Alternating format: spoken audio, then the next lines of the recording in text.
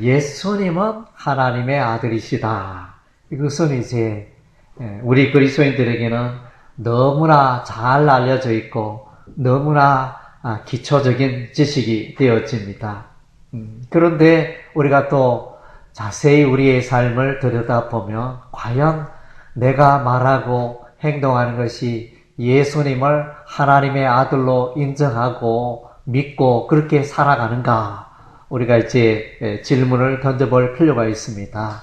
그래서 예수 그리스도가 하나님의 아들이심을 의심치 않고 밝히 알아갈 때 그의 삶에는 반드시 변화가 일어납니다. 옛 사람, 옛 습관을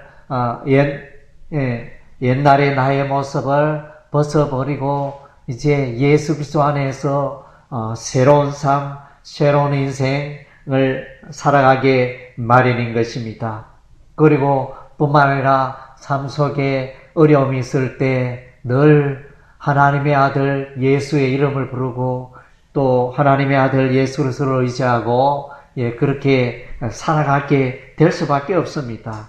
그래서 하나님의 아들 예수 그리스도의 이름을 자주 부르는 여러분 되시기를 바랍니다. 그래서 이제 예수 이름을 자주 말하고 또 예수 이름을 말하는 방법은 우리가 또 이제 기도하는 겁니다. 하루에 몇 번씩 무릎 꿇고 기도하고 또 삶 속에 힘들고 어려운 일 늘 예수 이름으로 또 기도하고 간구할 때 우리의 삶에 놀라운 은혜의 역사가 있을 줄로 믿습니다. 최근에 제가 이제 로마서 칼럼 이렇게 해가지고 주보에 싣고 있는데 로마서 1장 1절과 2절 그리고 로마서 1장 3절과 4절 그렇게 이제 두 가지가 이렇게 준비가 되었는데 좀 더 많이 연구하고 그렇게 해야 되는데 우리가 여기 이제 주보에 싣기 위해서 이렇게 하다 보니까 내용이 또 많지 못하고 제한되고 또 이제 제가 충분한 시간으로 이렇게 또 묵상하고 해야 되는데 부족한 게 많았습니다. 그럼에도 불구하고 여러분들이 이 주보의 내용을 읽으면 많은 도움이 될 것입니다. 좀 내용들이 어떻게 보면 조금 어려울 수 있는데 약간 수준이 있어 보이는데 그래도 여러분들이 한 번 읽어서 이해 안 되면 두 번 읽고 세 번 읽고 날마다 읽어도 됩니다. 매일 읽어도 되고 그래서 이제 그걸 생각하고 이 복음의 진리가 무엇보다도 이 로마서에 잘 드러나 있기 때문에 우리가 몇 구절씩 이렇게 묵상하면서 계속 복음의 예수 그리스도의 복음을 돌아보기를 원합니다. 바울은 자신을 예수 그리스도의 종으로 소개하고 있습니다. 하나님의 종, 예수님의 종이다. 종은 뭡니까? 시키면 시킨 대로. 종에게는 자기 마음대로 살아갈 권리가 없습니다. 자기 마음대로 말하고 자기 마음대로 선택하고 행동할 수 있는 권리가 없습니다. 종은 뭡니까? 주인이 시키는 대로 주인의 그 의도와 마음과 뜻대로 그렇게 해야지 거기서 이제 벗어날 수가 없습니다. 그래서 이제 바울은 자신을 나는 예수 그리스도의 종이다. 이 말은 나는 나의 생애를 오직 예수만을 따라가고 예수님을 바라보고 예수님을 쫓아가고 예수를 위하여 한마음 한뜻이 되어서 그분의 말씀에 순종하고 내가 살아가겠노라. 그렇게 신앙 고백하고 있는 것입니다. 그래서 이제 종 혹은 노예는 종이라 하기도 하고 노예라 이렇게 표현할 수도 있습니다. 자기 자신의 자유를 파기하고 그러니까 자기가 할 수 있는 그 의지나 그런 것들을 파기하고 포기하고 다른 사람의 뜻에 자기의 뜻을 복종시킨다는 의미가 있습니다. 그래서 내 마음대로 내 뜻대로 아니고 주인의 뜻, 다른 사람의 뜻에 하나님의 뜻에 예수님의 뜻에 굴복하며 복종하며 살아가는 사람이다. 그런 의미가 있습니다. 종은 자기 자신을 다른 사람의 의지에 맡긴 자로서 자기 자신에 속해 있지 아니하고 어떤 사람에 속해 있는 것이다. 그래서 이제 자기에게 속하지 않고 다른 사람에게, 다른 주인에게, 예수님에게, 하나님에게 속하여 있다. 바울은 예수께 속해 있으며 자기의 의지대로, 계획대로, 야망대로 그렇게 인생을 살아가는 것이 아니라 예수님의 의지에 의해서 살아가는 자임을 고백하고 있습니다. 예, 그래서 이제 갈라디아서 2장 20절에 사도 바울의 고백이죠. 내가 그리스도와 함께 십자가에 못 박혔나니 그런즉 이제는 내가 산 것이 아니요 오직 내 안에 그리스도께서 사신 것이라. 이제 내가 육체 가운데 사는 것은 나를 사랑하사 나를 위하여 자기 몸을 버리신 하나님의 아들을 믿는 믿음 안에서 사는 것이라.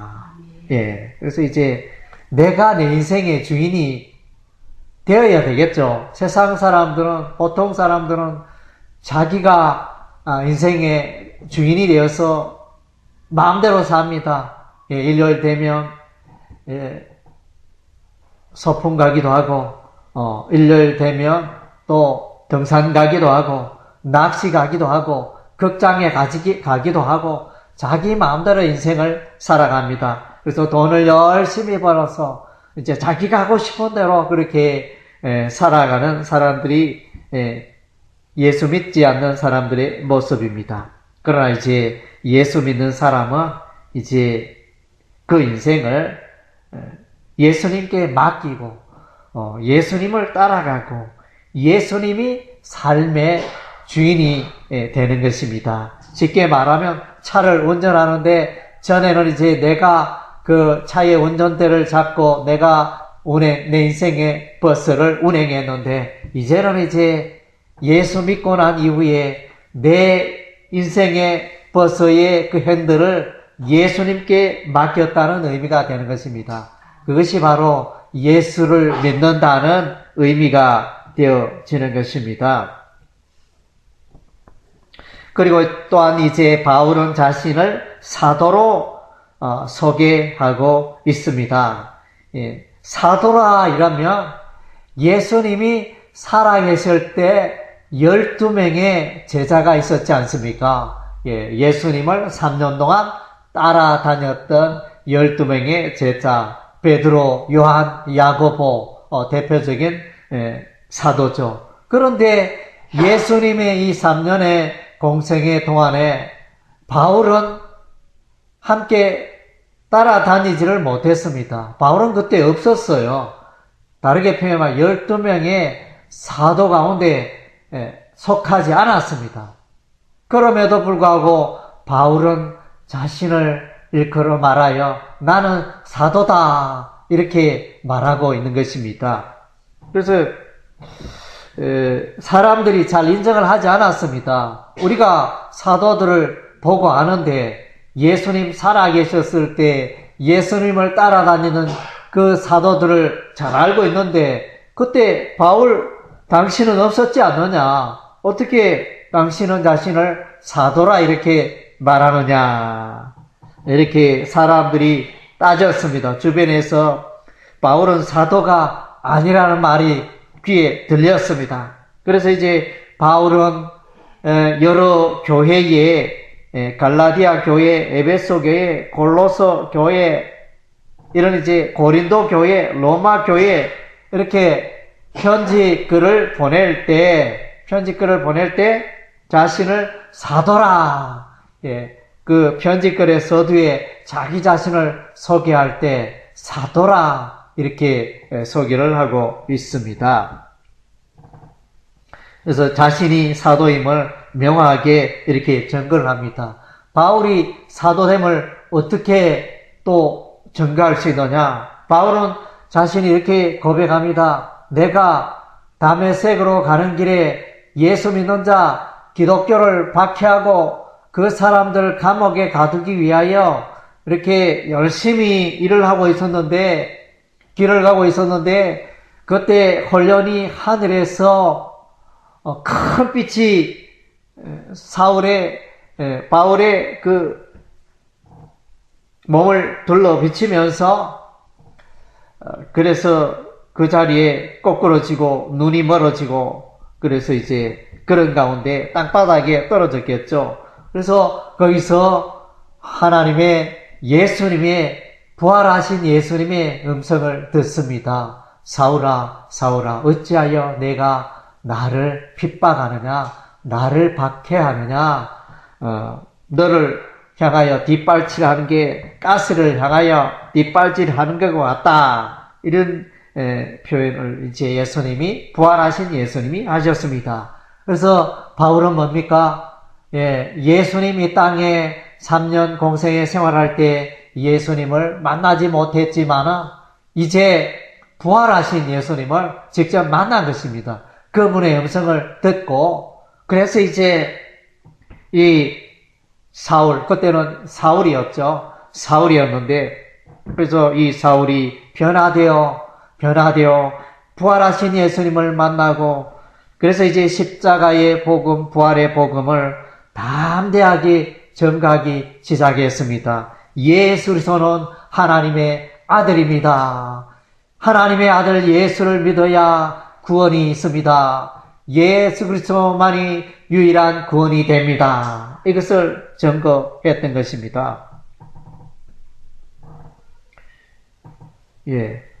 그래서 이제 이렇게 바울은 변화되어 부활하신 예수님 만나고, 이렇게 예수 그리스도의 이름을 자신이 핍박했고, 자신이 박해했고, 사람들을 죽이고 감옥에 가두는 일에 앞장섰던 그 기독교의 예수님을 이제 만나게 되었고, 그의 삶의 걸음을 완전히 180도 이제 바꾸어서 그렇게 살아가게 된 것입니다.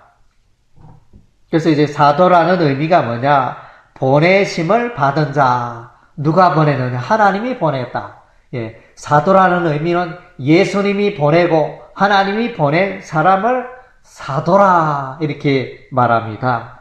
이제 그 이후에 사도라는 말은 이제 통상 잘 쓰지 않습니다. 오늘날도 자칭 내가 사도다 이렇게 말하는 사람들도 있는데, 그것은 이제 조금은 벗어난 이야기가 되어지는 것입니다.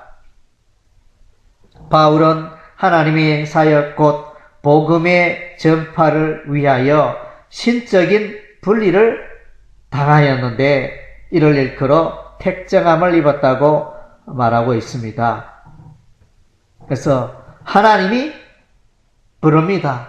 하나님이 사울아 사울아 이러면서 불러서 복음 전하는 그릇으로 삼았는데, 특별히 이방인 지역에 이방 사람들에게 복음을 전하는 그릇으로 하나님께서 특별히 택하여 바울을 부르신 것입니다. 그래서 이제 바울은 복음 전파의 선교 여정을 시작합니다. 구브로 섬으로부터 시작하여 터키에 들어가고, 또 터키 지역에 널리 복음을 전하고 또 교회를 세우고, 그리고 이제 유럽의 그리스 지역에 들어가서 빌립보 교회, 데살로니가 교회, 또 고린도 교회, 이런 이제 베레아 교회, 이런 교회들을 세우게 되고 복음을 전파하여 교회를 세우고, 또 나중에 바울은 이제 지중해 바다를 건너 배를 타고 로마에 입성하게 됩니다. 로마에 가서도 예수 그리스도의 복음을 전하게 됩니다. 그래서 이제 이방인의 복음 전파를 위하여 내가 바울을 특별히 택하였다. 하나님이 그렇게 선언하고 있습니다. 그래서 이제 하나님의 일은 특별히 다 택함이 있습니다. 저와 여러분이 이렇게 예수 믿게 된 것도 다 하나님께서 창세전에 만세전에 저와 여러분을 택했기 때문에 저와 여러분이 오늘 이 자리에 있는 것입니다. 내가 지혜가 많아서, 내가 꾀가 많아서, 내가 외모가 잘나서, 우리 가문이 좋아서 내가 예수 믿게 된 게 아니고, 하나님께서 창세전에 만세전에 벌써 예정하시고, 택하시고, 미리 아시고, 그래서 때가 되매 이 세상에 보내시고, 또 성령을 보내셔서 깨닫게 하시고, 복음의 말씀을 듣게 하시고, 듣고 깨달아 하나님의 자녀가 되게 하신 것입니다. 예, 우리가 로마서 9장에 보면, 이삭은 구원을 받았지만은, 이스마엘은 구원을 받지 못합니다. 이삭과 이스마엘은 형제간이잖아요. 형제간인데, 아버지는, 아브라함이고, 어머니는, 이삭의 어머니는, 사라고, 또, 이스마엘의 어머니는 하갈, 어머니가 다르고, 아버지는 똑같고, 그렇지만은, 구원받은 자는 이제, 이삭이 택함받고, 구원받고, 하나님의 백성이 되죠. 이스마엘은, 구원과 멀어지게 됩니다. 그리고 또, 야곱과 예서는 그 아버지가 이삭이요, 그 어머니가 리브가입니다. 어머니 뱃속에 상둥이가 태어납니다. 상둥이가 태어났는데 야곱과 예서입니다. 예서가 먼저 나오고 야곱이 그 뒤에 나왔는데, 그런데 이 둘의 운명이 어떻게 되느냐? 하나님께서는 야곱을 사랑하시고 야곱을 택하셨지만은 예서는 미워하시고 버리셨다 했습니다. 이렇게 구원의 길이 달라지게 된 것입니다. 하나님께서는 바울을 복음 전하는 자로 사도로 택하여 주신 것입니다. 바울은 하나님의 복음을 위하여 살아가겠다고 선언하였습니다. 복음이란 뭐냐? 복음은 기쁜 소식입니다. 또 다르게 표현하면 승리의 소식. 죄를 이기고 마귀를 이기고 사망을 이겼다. 이것이 복음입니다. 이 세상에 어느 누구도 죄를 이길 자가 없습니다. 모두가 죄 가운데 빠집니다. 그래서 우리가 이제 TV 뉴스를 보면 온통 죄악의 이야기, 부정부패의 이야기, 감옥 갈 이야기, 그런 것들이 가득하지 않습니까? 경제, 사회, 문화, 정치, 예술, 연예계 어디에나 이렇게 보면 다 이제 죄가 가득합니다. 왜 그렇습니까? 다들 초등학교, 요즘은 어린이집부터 시작하잖아요. 어린이집, 유치원, 초등학교, 중학교, 고등학교, 대학교, 대학원 이렇게 해가지고 얼마나 교육을 많이 받습니까? 그럼에도 불구하고 이 사회에 보면 온통 부정부패, 불법, 죄악으로 가득 차 있지 않습니까? 그래서 이제 근본 우리 인간이 죄악으로 오염되고 타락되어 있기 때문에 이 죄를 이길 힘이 없다는 것입니다. 예수님께서 예수께 나아감으로 우리의 죄 문제가 해결될 수 있다는 것입니다. 사람은 아무리 권세가 있고 아무리 부자라도 아무리 명예가 있어도 다 죽음의 순간을 맞이하는 것입니다. 이 사망을 이길 자가 지금까지 이 세상이 생긴 이래로 이 사망을 이길 자가 아무도 없었습니다. 지금까지 70억 수많은 사람들이 세월이 흘러 죽어갔지만 또 오늘날 또 이 땅에 있는 70억의 인구도 다 죽게 마련입니다. 죽음을 이길 자가 아무도 없습니다. 그런데 예수님 죽었다가 무덤에 3일 동안 있다가 다시 살아났지 않습니까?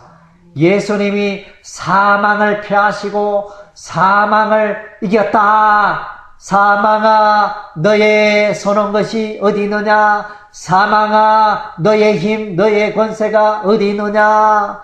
그래서 예수께서 이 사망을 이기신 것입니다. 할렐루야.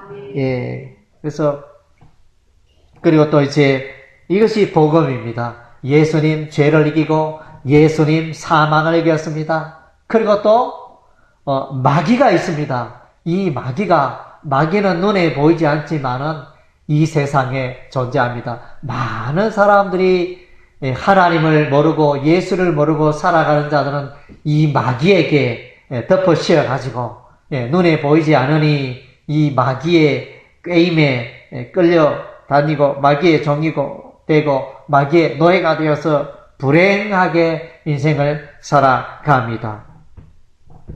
이 마귀를 이길 자 없는데 아담도 이 마귀에게 넘어지고 세상에 수많은 사람들이 다 마귀에게 넘어지는데 예수님, 하나님의 아들 예수님 오셔서 이 마귀를 물리치고 십자가로 승리하신 것입니다. 할렐루야. 예, 그래서 예수 앞에는 마귀가 힘을 쓸 수가 없습니다. 사람들에게는 이 마귀가 힘이 얼마나 센지 마귀를 이길 자 없지만은 예수님 앞에 서면 이 마귀가 부들부들 떨며 이 마귀가 도망가고 이 마귀가 무서움 가운데 빠지고 도저히 게임이 안 됩니다. 이길 수가 없습니다. 어른과 유치원생의 싸움이 싸움이 되겠습니까? 그래서 예수님께서 모든 그 악한 세력들, 마귀들을 물리치고 승리하는 것입니다. 그래서 이제 예수 믿고 예수께 속하고 예수님의 백성은 사단 마귀를 넉넉히 물리치고 승리할 수밖에 없는 것입니다. 할렐루야.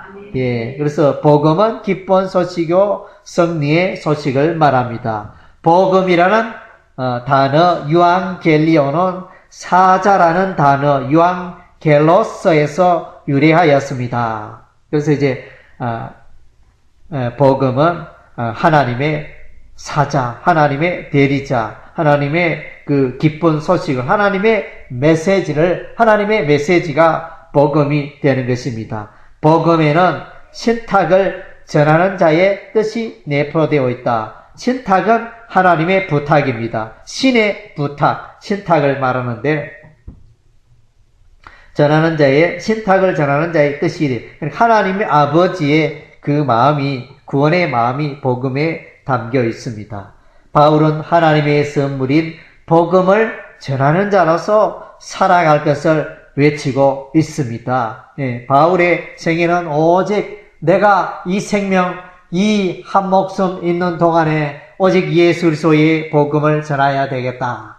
그래서 아시아로, 유럽으로, 그리스로, 그리고 이제 고린도 지역에서 복음을 전파하다가 내가 이제 로마에 가서 복음을 전해야 되겠다. 또 스페인에까지 스페인에까지 가서 내가 복음을 전해야겠다. 이렇게 자나깨나 내가 이 복음을, 예수 그리스도의 복음, 생명의 복음, 영혼 구원의 이 복음을 내가 전해야 되겠다. 그것을 늘 마음속에 품고 있었던 것입니다. 그것이 바울의 살아가는 삶의 목적이었습니다. 표대였습니다. 복음의 주인공은 예수 그리스도입니다. 예수 그리스도는 구약에 예언되었고 신약에 와서 확실히 나타났습니다. 복음은 그리스도를 통한 하나님의 구원의 약속입니다. 하나님의 구원의 약속이 복음에 들어있다 그랬습니다. 그래서 이제 로마서 1장 16절 17절에 보면 복음을 믿는 자는 다 구원에 이른다. 그래서 사람이 구원을 얻으려면 복음으로 예수 그리스도의 복음으로 나와야 됩니다. 그리고 이제 이 복음에는 하나님의 의가 나타난다. 이 말은 뭡니까? 여러분 빨래하기 위해서는 빨랫감을 세탁기에 넣어가지고 돌려야 되잖아요. 세탁기에 넣어가 돌리면 그 더러운 그 옷감들이, 의류들이 깨끗하게 되잖아요. 그래서 죄인이 어떻게 깨끗하게 될 수 있습니까? 그래서 죄인이 깨끗하게 되는 것은 예수께로 나올 때, 복음으로 나아갈 때, 복음에는 하나님의 의가 나타난다. 복음이 마치 세탁기처럼, 그래서 죄인들을 세탁하여 깨끗하게 죄 없는 자로, 의인으로 그렇게 만들어 주시는 것입니다. 그래서 사랑하는 성도 여러분, 여러분들도 이 귀한 예수 그리스도의 복음을 위하여 살아가시기 바랍니다. 사도 바울처럼 자나깨나 내 인생 살아가는 목적이 이제는 내가 예수의 복음을 위하여, 예수를 위하여 살아가겠다 다짐하는 여러분 되시기 바랍니다.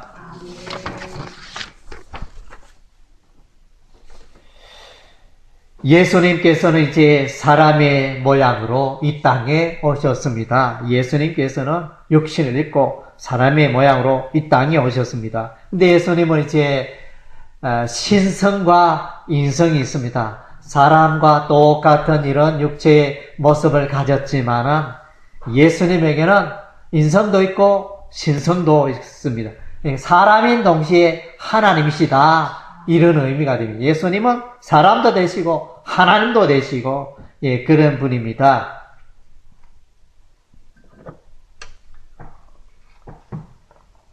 예수님은 유다 지파 다윗의 후손으로 오셨다 그랬는데 이를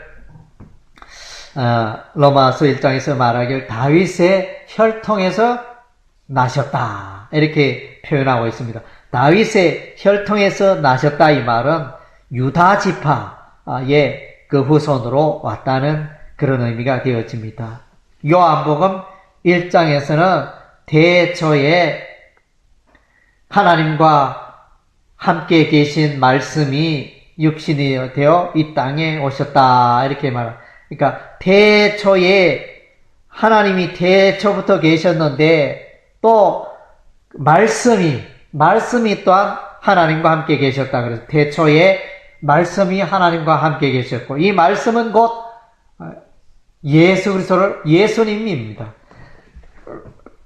로고스 말씀은 곧 예수님입니다. 그래서 이 말씀이 때가 됨에 말씀이 하나님과 로고스 말씀이 하나님과 함께 있다가 때가 됨에 사람의 모양으로 이 땅에 오신 분이 예수님이라는 것입니다. 그래서 예수님은 이 땅에 오셨는데 그분은 아버지의 독생자의 영광이며 은혜와 진리가 충만하신 분이십니다. 그래서 예수 앞에 나아가면 진리를 맛보게 되고 예수님께 나아가면 은혜 베풀으신 하나님의 넘치는 은혜를 선물로 소유하게 되는 것입니다. 누가복음 1장의 사가랴의 참미에서 보면 죄사함으로 말미암는 구원을 노래하고 있습니다. 그래서 죄사함으로 말미암는 구원이 예수님에게 있다. 예수님으로부터 온다. 우리 인간의 죄를 용서해 주시는 수 있는 분은 오직 예수님 한 분밖에 없다. 그래서 죄사함을 받는다는 것은 곧 구원을 받는다는 의미가 되는 것입니다. 죄 문제를 해결하지 않고는 천국 갈 수 없고 죄 문제 해결하지 않고 하나님을 만날 수가 없는 것입니다.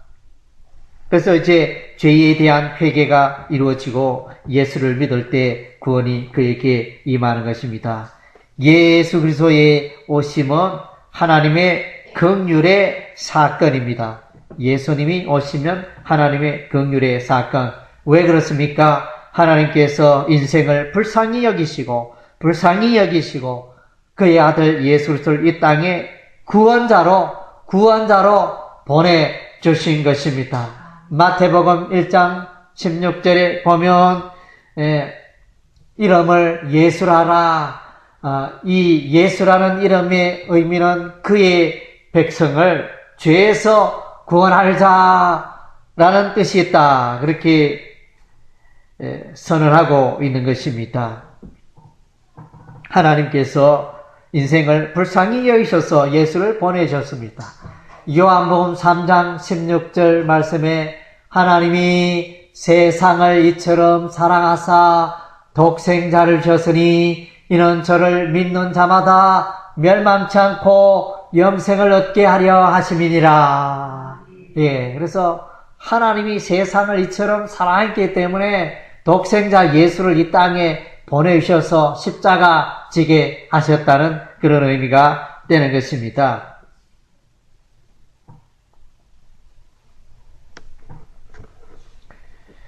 예수님은 돋는 해라 그랬습니다. 해가 돋으면 어떻게 해요? 어둠이 물러가죠. 해가 돋으면 어둠이 물러가고, 해가 돋으면 여러분 이른 아침에 보면 이렇게 새들이 지저귀잖아요. 예, 새벽에 일어나면 새소리가 막 들립니다. 새소리가 들리고, 예, 그래서 이 해가 돋으면 온 식물이 살아나고, 모든, 예, 또 이제 생물들이 힘을 얻고, 에너지를 얻고, 그렇게 살아가는 것입니다. 해가 없으면 곧 어둠, 죽음이 되어집니다. 예. 그래서 예수는 돋는 해이며 어둠과 죽음을 해결하시고 평강의 길로 인도하시는 분입니다. 예. 예수님을 만나면 참된 평화, 참된 안식, 참된 평강을 주시는 것입니다. 그래서 예수님이 말씀하십니다. 내가 너에게 평강을 주노니 내가 너에게 주는 평강은 세상이 주는 것과 다르다. 예. 세상에서 예수님이 주는 평강을 살 수가 없어요. 돈이 1억 있어도 10억 있어도 100억 있어도 예수님의 평강을 돈으로 살 수가 없어요. 예. 그래서 우리는 예수 믿음으로 십자가 예수를 믿음으로 값없이 공짜로 예수 그리스도의 평강을 얻게 되고 누리고 있는 것입니다. 그래서 이제 오래전에 예수님 출생 약 700여 년 전에 이사야 선지자는 예수를 말하여 평강의 왕이라 이렇게 예언을 했습니다. 평강의 왕. 예. 그래서 예수님께서 예루살렘 성에 입성하실 때 호산나 다윗의 자손이요 이렇게 구원자 예수를 노래하고 또 그 예수는 나귀를 타고 나귀 새끼를 타고 오는데 그 나귀가 의미하는 것은 평화를 말합니다. 보통 이제 예루살렘 성의 왕궁에 입성하실 때는 장군이 임금이 왕이 말을 타고 입성합니다. 전쟁에서 승리한 말을 타고 들어오는데 예수님은 나귀 새끼를 타시고 예루살렘에 들어오신 것이 평화의 왕, 평강의 왕이 되심을 상징적으로 보여주고 있습니다. 예수님은 하나님의 아들이십니다. 예수께서 죽은 자들 가운데서 부활하시면 곧 부활의 첫 열매가 되심을 말하는 것입니다. 예수님 부활하기 이전에 부활한 사람이 있었을까요? 없었을까요? 네, 한 사람도 없었습니다. 예수님 부활 이전에 부활한 사람은 수많은 사람들이 죽어갔지만은 아무도 한 사람도 공자도 살지 못했습니다. 소크라테스다가 죽었다가 살지 못했습니다. 마호메트도 죽었다가 살지 못했습니다. 수많은 공자 맹자 수많은 사람들이 죽어갔지만 이순신 장군 또 율곡 이기 세종대왕 수많은 분들이 죽었지만 그들이 다시 살지 못했습니다. 그러나 이제 예수님은 죽음을 이기고 다시 사셨습니다. 예수께서 다윗의 혈통으로 오시는 것은 하나님의 예정하심이었습니다. 예수께서 다윗의 혈통으로 유다 지파로 이렇게 오시는 것은 하나님이 구약시대에 오래전에 예언하셨습니다. 그 이전부터 하나님의 마음속에 품 안에 미리 계획되고 예정된 사건이었습니다. 우연히 하다 보니까 그렇게 된 것이 아닙니다. 예. 그래서 하나님이 예수님을 보내시고 예정하신 것입니다. 다윗의 후손으로 메시아 예수가 오게 하신 것입니다. 예수께서 하나님의 아들 되심을 하나님께서 알았을까요? 몰랐을까요? 하나님은 다 알고 계셨습니다. 예수님이 땅에 오시기 전부터 예수 그리스도를 통하여 구원이 있을 것을 예수 그리스도가 하나님의 보내신 자 메시아가 되심을 하나님은 다 알고 계셨습니다. 그래서 이제 예수님은 어쩌다가 하나님의 아들이 된 것이 아닙니다. 예수님은 처음부터 태초부터 하나님의 아들이셨습니다. 예, 처음부터 예수님은 피조물이 아닙니다. 사람은 피조물이지만, 하나님의 피조물이지만, 예, 하나님께서 사람을 만드시고, 하나님께서 식물을 만드시고, 동물을 만드시고, 하늘과 땅과 바다를 만드시고, 해달 별을 만드시고, 새와 물고기를 만드셨지만은, 그러나 하나님이 예수를 만들지는 않았습니다. 예, 예수는 하나님의 아들이죠. 예수님은 원래부터 계셨습니다. 원래부터 예수님은 피조물이 아니고 하나님이 이 우주 만물을 창조하실 때 그때부터 예수님은 벌써 계셨습니다. 예, 그래서 영원하신 하나님의 아들 예수였던 것입니다. 예수님은 처음부터 하나님의 아들이셨고 그의 부활로 그가 하나님의 아들 되심을 확실하게 증거하셨습니다. 예수님이 죽었다가 살아난 얼마 전 우리가 부활절을 지켰는데 부활의 의미가 뭐냐? 그러니까 예수는 하나님의 아들이다.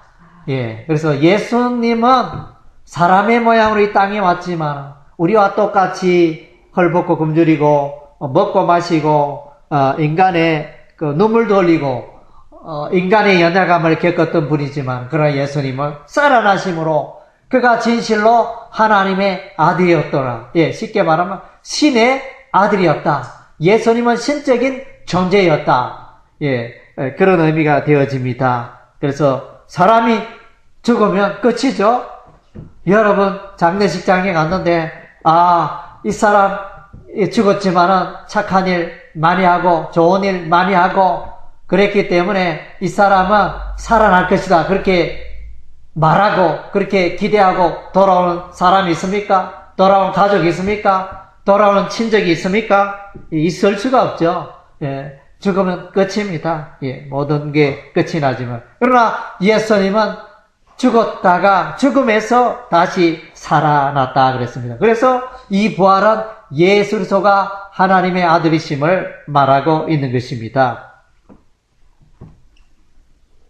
그래서 로마서는 예수를 하나님의 아들로 선포하고 있습니다. 예수 그리스도는 하나님의 아들이시다 선포하시는 분은 하나님 자신입니다. 하나님 자신이 예수님은 하나님의 아들이라 이렇게 선언하고 있습니다. 그래서 이제 예수께서 하나님의 아들로 오심은 족보에 기록이 되어 있습니다. 마태복음 1장 1절에 보면 아브라함과 다윗의 자손 예수 그리스도의 세계라. 그리고 이제 예수 그리스도의 그 족보가 쭉 나와 있죠. 그리고 이제 예수님의 하나님의 아들 되심은 족보에 드러나 있고 또 부활의 사건으로 확정되었습니다. 히브리서는 하나님의 아들의 메시지는 구원에 대하여 최종적임을 선언하고 있습니다. 예, 구원 얻는 길에 예수 외에는 구원의 길이 있을 수가 없다. 이후로도 앞으로도 예수 외에 구원자가 나타날 수가 없다는 것입니다. 사도행전 4장 12절 말씀에 천하 인간의 구원 얻을 만한 다른 이름을 우리에게 주신 이가 없다 그랬죠. 예, 그래서 오직 예수님 한 분밖에 없다는 것입니다. 그래서 베드로는 고백을 합니다. 신앙을 주는 그리스도시요 살아계신 하나님의 아들입니다. 이렇게 고백을 했습니다. 예, 그래서 여러분도 우리 한번 고백하겠습니다. 다 같이 주는 그리스도시요 살아계신 하나님의 아들입니다.